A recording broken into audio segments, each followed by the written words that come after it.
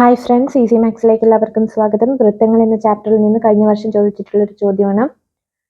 ഇവിടെ കോൺ A C B 70 degree ആണെന്ന് നമുക്ക് തന്നിട്ടുണ്ട്. അപ്പോൾ കോൺ എ ഒ ബിയും ഈ ഒരു കോണും അതുപോലെ കോൺ എ ഡി ബി ഈ ഒരു കോണും കണ്ടുപിടിക്കാനാണ് പറഞ്ഞിരിക്കുന്നത്. എ ഒ ബി എന്നൊരു ഈ ഒരു കോൺ ഈ എ ബി എന്ന ചാപം അതിന്റെ കേന്ദ്രത്തിൽ ഉണ്ടാക്കുന്ന കോണാണ് അല്ലെ.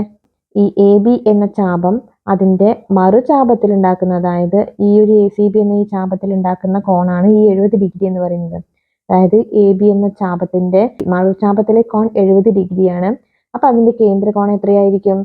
കോൺ A O B equal to 70 into 2 equal to 140 degree ആയിരിക്കും.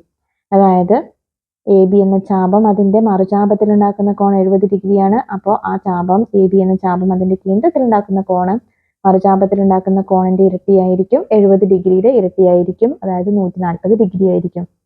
കോൺ എ ഡി ബി എങ്ങനെ കാണും? ഈ എ ബി യോജിപ്പിച്ചു കഴിഞ്ഞാൽ ഇത് എ ബി എന്നൊരു ഞാൻ നമുക്കിവിടെ കിട്ടും.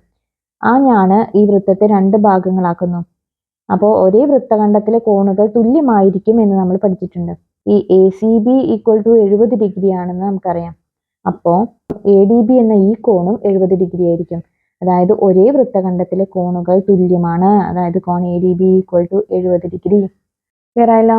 Thank you.